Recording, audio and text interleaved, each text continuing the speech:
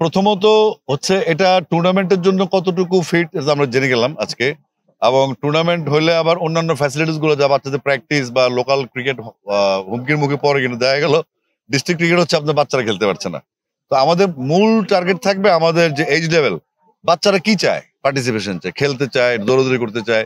তো আমরা যেহেতু শুরু করেছি ক্লাস 4 ধরে, তো সেক্ষেত্রে চিন্তা করেন আমরা 14 থেকে কিন্তু নেমে আসছে প্রায় 9-10-এ। সেখানে মাদ্রাসা ক্রিকেট ইনক্লুড হচ্ছে, ইংলিশ মিডিয়াম স্কুলগুলোর ক্রিকেট ইনক্লুড হচ্ছে। ইভেন তো আমি এটাও বলেছি যে যে ময়মনসিংহের গার্লস ক্যাডেট গুলো যেগুলো আছে বা ক্যাডেট কলেজ গুলো আছে বা বিভিন্ন রেসিডেন্সিয়াল স্কুল বা বা বিভিন্ন রকম যে আবাসিক স্কুল যেগুলো আছে, সেমি আর্মিস বা মিলিটারি স্কুলগুলো যেগুলো আছে, সেগুলোকে ইনভলভ করার জন্য আমরা চাচ্ছি একটা অর্গান তৈরি করতে সারা বাংলাদেশে, একটা হারমোনি তৈরি করতে সারা বাংলাদেশে, যেন আমাদের বাচ্চারা মাঠে আসে। এটা রিজন একটাই, আমি নিজে খেলেছি এবং আমরা দেখেছি কোন সময় এসে মানুষ ফ্রাস্ট্রেট হয়, কখন কিশোর গ্যাং হয়, কখন মানুষ মাদকাসক্ত হয়ে যায় এবং সমাজে একটা অস্থিরতা তৈরি হয়। এই ভাইয়া আমার কোশ্চেন হচ্ছে যে ক্রীড়া সংশ্লিষ্ট যারা খেলোয়াড় রয়েছেন, যারা আম্পায়ার রয়েছেন, আরো সংশ্লিষ্ট যারা রয়েছেন, তাদের জন্য সরকারি থেকে যে বরাদ্দ থাকে, এই বরাদ্দগুলো আমরা অতীতে দেখেছি খেলোয়াড়রা ঠিক মতো পায় না, আম্পায়াররাও পায় না।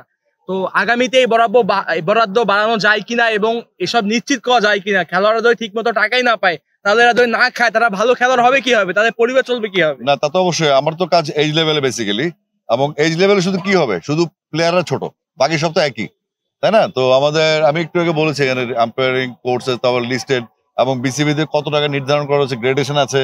তারপর কোচেসদের সাথে কোচেস যারা আছেন তাদের অ্যাসিস্ট্যান্ট থাকবে। এই যে উপজেলাগুলির দাবি আসলো, তো উপজেলাগুলো তো কোচ নিয়োগ দিতে হবে। সবকিছু মিলিয়ে আসলে একটা একটা স্ট্রাকচার তৈরি আছে। এখন যেহেতু আমি আসছি, ঢাকার বাইরে ঘুরছি, আমি এই তথ্যগুলো জানছি যেগুলো অতীতে জানা হয়নি, সেগুলো আমি ঢাকায় গিয়ে অবশ্যই জানাবো এবং আপনারা খুব দ্রুতই রেজাল্ট গুলো পেয়ে যাবেন। আর যেহেতু রংপুরে বিভাগ হচ্ছে একটা, আমাদের বিসিবির অফিস হচ্ছে, তো আপনারা ইজিলি পেয়ে যাবেন এগুলো। আগামী দিনে এখানে বিপিএল খেলার মতো কোনো সম্ভাবনা দেখেন কিনা? বিপিএল খেলার মতো রংপুরে এখন কোনো ফ্যাসিলিটি আসলে নাই।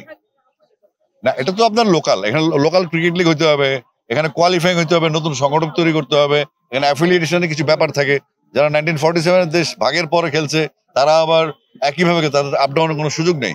তো নতুন সংগঠক, নতুন প্লেয়ার, নতুন ক্লাব তৈরি করতে হবে, যাতে কোয়ালিফাইং সেকেন্ড ডিভিশনের মাধ্যমে হবে। সেটা শুরু করা উচিত। আমরা সব জেলাতে গিয়ে একই সমস্যা দেখেছি এবং এটা আমরা সেন্ট্রাল লিগে আলাপ করবো।